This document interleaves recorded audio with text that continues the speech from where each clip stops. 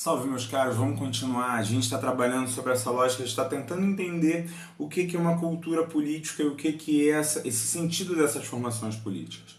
Muita gente coloca que a origem da percepção entre direita e esquerda estaria justamente na Revolução Francesa. De um lado, os girondinos, de outro lado, os jacobinos, a ideia dos sans-culottes, desse povo no meio, se mediando entre essas duas forças.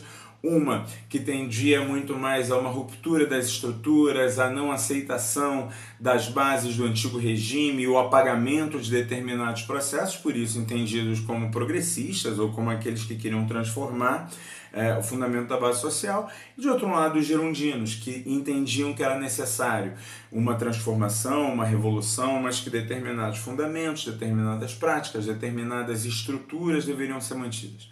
A historiografia sobre a Revolução Francesa já mudou muito essa percepção, tem muita coisa aí desatualizada e mais do que isso, ainda que eu possa entender os posicionamentos desses grupos, a ideia e como isso bebe, isso não define com muita clareza o que é direita e esquerda, não.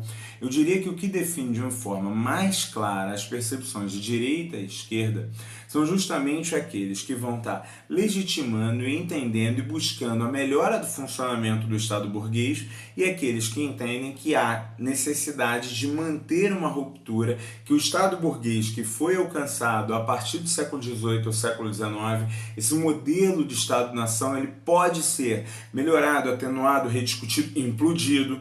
São as duas tendências, as duas variáveis que a gente vai começar a entender agora. Duas tendências, então, que o século XVIII vai nos apresentar. De um lado, esse princípio liberal-conservador, que vai estar com a defesa do funcionamento do capital, com a manutenção das estruturas do capital, que vai beber muito em Adam Smith dentro das suas proposições, mas que vai estar tentando criar modelagens de governo, modelagens sociais, práticas, uma engrenagem de valorização e da estrutura do capital. Assim vão nascer estados importantes desse momento. A Itália já nasce com essa ideia, a Alemanha nasce com essa ideia, que se unificam ali naquele momento, a Inglaterra mantém. Você tem o declínio muito forte da manutenção de Portugal e Espanha, que definitivamente no século XVIII e XIX deixam de ser potências e deixam de ter voz dentro dessa dinâmica, para uma ascensão, primeiro da Inglaterra, depois da França, Itália, Alemanha, como as grandes forças emergentes presentes dentro dessas novas relações sociais. Se de um lado eu tenho essa tendência, eu tenho essa busca do ideal liberal conservador, que de alguma forma é garantir a manutenção, mas a ampla continuidade, o progresso do Estado burguês, de outro lado eu vou ter aqueles que criticam o modelo do Estado burguês.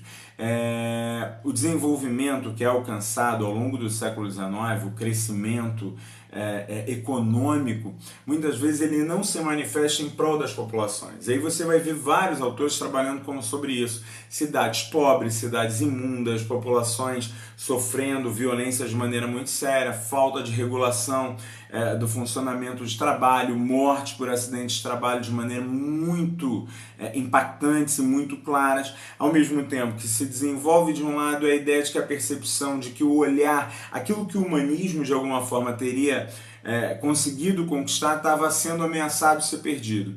De um lado, então, vão aparecer as linhas dessa crítica social, como, por exemplo, a linha mais conhecida, que é a do marxismo, que precisa de uma aula inteira, precisa de um curso inteiro, de semestres inteiros para a gente estar discutindo, da mesma forma como o liberalismo, mas de maneira bem simples. É a ideia de que a história ela tem um sentido, ela tem um funcionamento. Esse funcionamento da história é dado pelas lutas de classe. São as lutas de classe que de alguma forma transformam as realidades sociais. No entanto, elas não findam as realidades sociais. Sempre que uma luta de classe estabelece, você tem um novo conjunto de dominantes sendo estabelecidos e um novo conjunto de dominados sendo estabelecidos.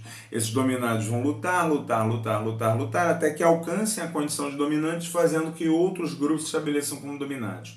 Essa ideia que não se rompe, essa ideia que se mantém, ela vai começar a ser proposta um modelo de rompimento, que vem justamente da ideia de você estar estabelecendo um modelo comunista, em que você tem um regime a princípio comandado por um determinado grupo para garantir que não voltem a ser estabelecidos essa dinâmica, até você alcançar um modelo socialista, onde a sociedade como um todo funciona de maneira equilibrada, sem as classes de alguma forma estarem uma se sobrepondo à outra, sem a ideia da ampla exploração do homem pelo homem, que é a base do próprio sistema. Mas ela não é única. Você vai ver todos esses grupos discutindo muito, e as primeiras internacionais elas têm muito forte essa questão, de um lado, aqueles que vão